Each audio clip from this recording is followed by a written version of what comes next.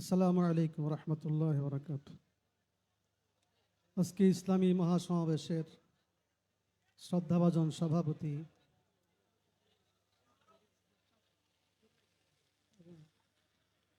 আজকে উপস্থিত মুজাহিদে মিল্লত আমিরে হেফাজত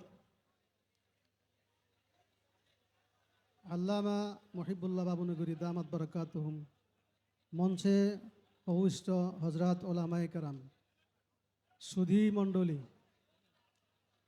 আমাদের সামনে একটা বিষয় স্পষ্ট হয়ে গেছে।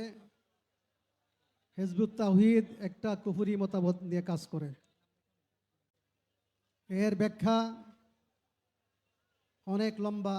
আমাদের রেজওয়ান রফিকি সাহেব কিছুটা বলেছেন, উনি কিতাবও লিখেছেন, অনেক বই লেখা হয়ে গেছে, আপনারা পড়বেন। আমরা আজকে এই তো মহাসমাবেশ, সারা দেশ থেকে আগমন করেছেন ওলামায়ে কেরাম, কোনো রাজনৈতিক স্বার্থে নয়, দুনিয়ার স্বার্থে নয়। আমরা ইসলামের স্বার্থে, ইসলামের উপর যখন আঘাত আসবে, বাংলাদেশের ওলামায়ে কেরাম কোনো সময় বসে থাকবে না। আমাদের হেফাজতের ইতিহাস, রক্তের ইতিহাস। 13 সালে শাপলা চত্বরে আমরা রক্ত দিয়েছি। অনেক অনেক তৌহিদি জনতা ওলামায়ে কেরাম শাহাদত বরণ করেছেন, আমরা রক্ত দিয়েছি। 21 সালে মোদি বিরোধী আন্দোলনে আমরা রক্ত দিয়েছি দেশের জন্য, ইসলামের জন্য।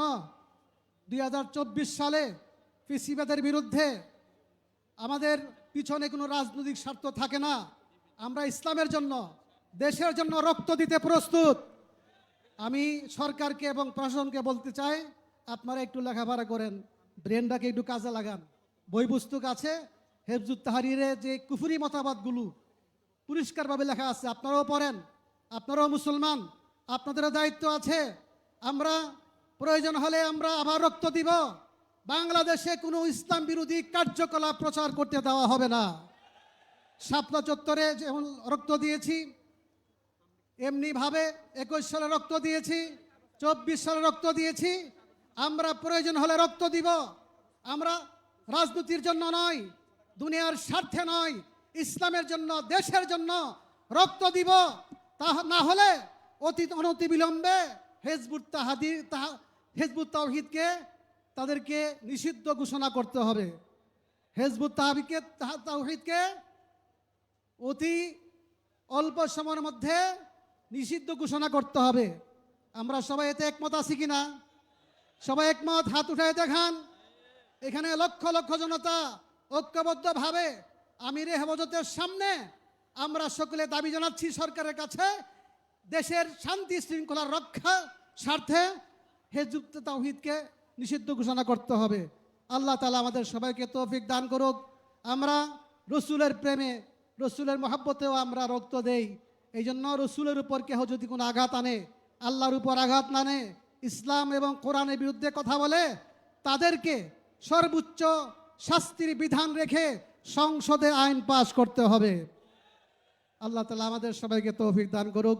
এত বড় সুন্দর মহাসমাবেশ করার জন্য এই নোয়াখালীর সর্বস্তরের ওলামায়ে কেরাম, হেফাজতে ইসলাম, জমিয়তুল মাদারিস সবাইকে আমরা অন্তরের অন্তঃস্থল থেকে ধন্যবাদ জানাই।